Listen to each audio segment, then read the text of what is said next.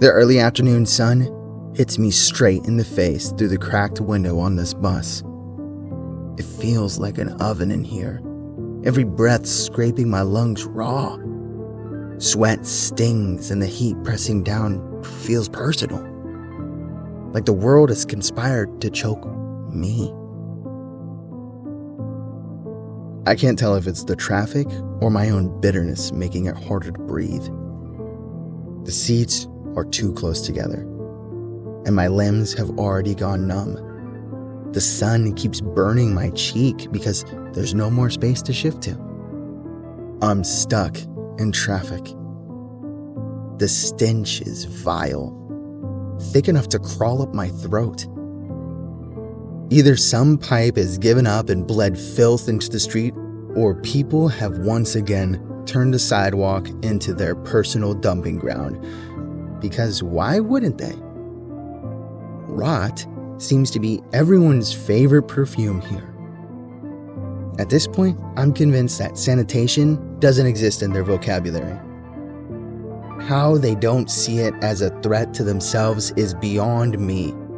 But thinking again, it all starts with one can disposed of on the side of the road.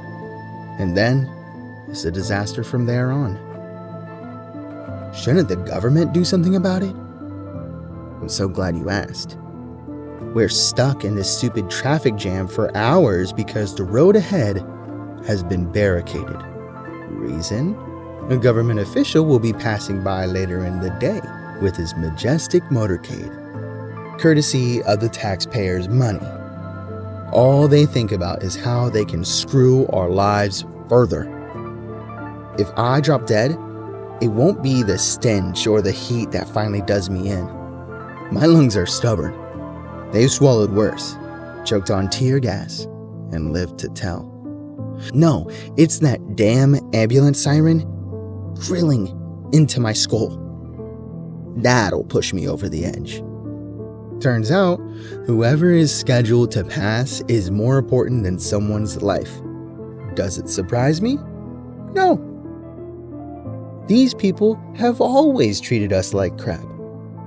It is like we are some lower-class citizens who are no different to them than vegetables. I would say animals, but apparently they have more rights than humans. If you don't believe me, try hunting a hyena. As I sit trapped in this stinking hole, half wishing death would come quick, the street performs its usual circus.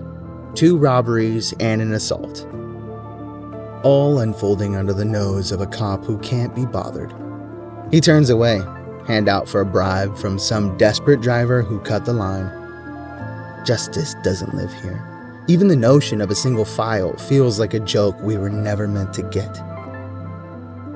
Before you tell me, that's corruption, or that's illegal, let me make something clear.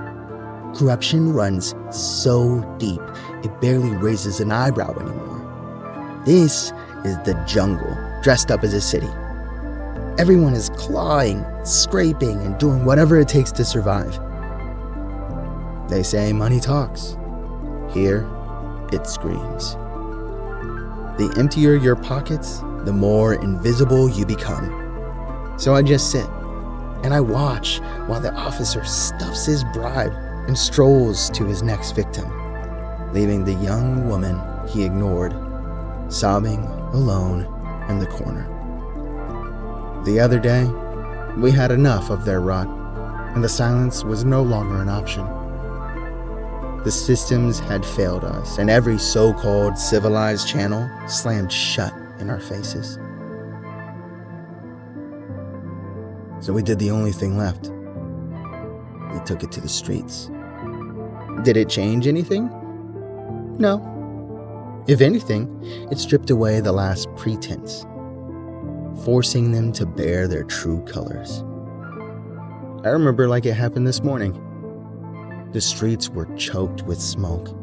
Tear gas painted the air in cruel colors that scorched our throats raw. Chilly water clung to our skin, burning long after it dried. And when we finally cornered them, when our voices threatened to be heard, They answered with brute force. One shot. That was all it took to shatter everything. I could still feel the blood, hot and wet, splattering across my skin. A friend's brain spilled onto the concrete.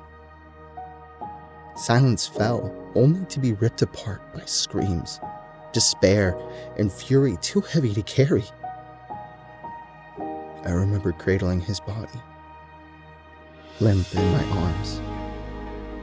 A boy who carried nothing but a national flag. What's more devastating?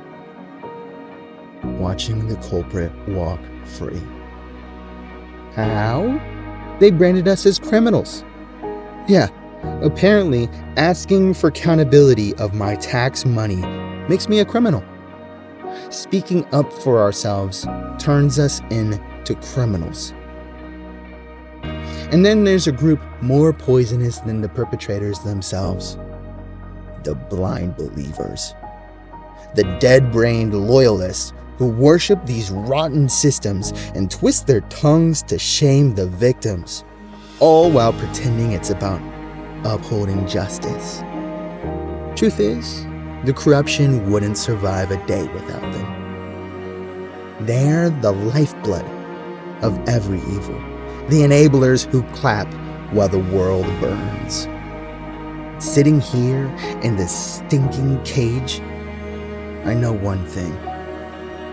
The people won't stay silent forever. We will rise again. It tears at me to sit here, forced to watch injustice play out unchecked, but I'll endure.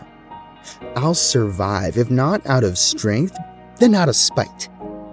I'll live long enough to see their dynasty crumble and watch their empire of rot finally choke on itself.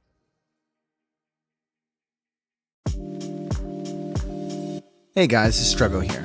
Thank you so much for listening to The Rot by Jirani Poa, performed by Gabriel Apland.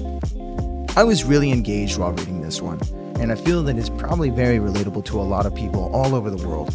If you want to read more work by Jirani Poa, you can see their Wattpad link in the description below, but they have more writing available on all the online platforms.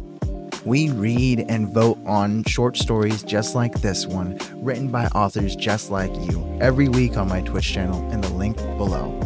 This week's prompt was, I'll survive.